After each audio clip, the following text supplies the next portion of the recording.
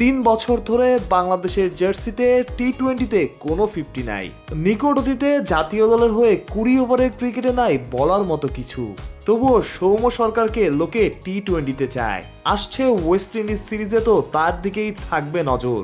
কারণ কি আর বলে দিতে হয়, গ্লোবাল সুপার লিগে সৌম্যের যা পারফরমেন্স তাতে কে না চাইবে বাংলাদেশের জার্সিতে এমন ফিয়ারলেস ইফেক্টিভ সৌম্যকে দেখতে। আপনি তার ব্যতিক্রম বোধ হয় না।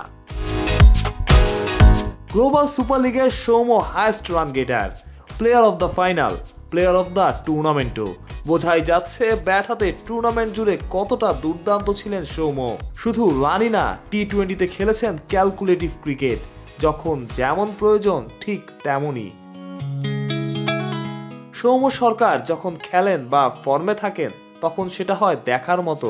তার শর্টস, খেলার ধরন সবকিছুই ট্রিট টু ওয়াচ।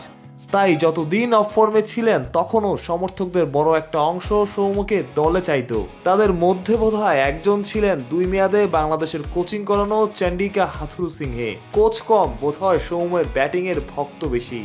অবস্থা ছিল এমন, সৌম্য যদি যোগ্য হিসেবেও দলে আসতেন লোকে বলতো হাথুরুর পছন্দেই সৌম্য দলে। তার বিদায়ে সেই অধ্যায় আর আলোচনার সমাপ্তি। বলা যায় কেটেছে চাঁদের কলঙ্ক। অন্তত লোকে তো সৌম্যের পারফরমেন্স হাথুরুকে টেনে খাটো করতে চাইবে না। রংপুর রাইডার্সের জার্সিতে যে সৌম্যকে দেখা গেল, এমন সৌম্যকে বোধহয় চাইবে বাংলাদেশও। দেশের জার্সিতে রংপুরের সৌম্যকে পাওয়া যাবে তো।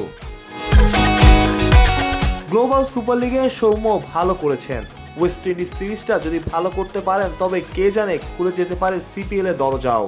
সৌম্যের কাজটা এখন হবে শুধুই নিজের পারফরমেন্সের ধারাবাহিকতা ধরে রাখা। রংপুরের জার্সিতে যা করেছেন তা বাংলাদেশের হয়ে করা। অতীতেও অবশ্য সৌম্য দুর্দান্ত ফর্মে থাকার মাঝেই খেই হারিয়েছেন। এবার খুব স্বাভাবিকভাবেই হয়তো তেমনটা চাইবেন না, চায় না বাংলাদেশ ক্রিকেট। মাহফুজ প্রত্যয়, বিডি ক্রিক টাইম।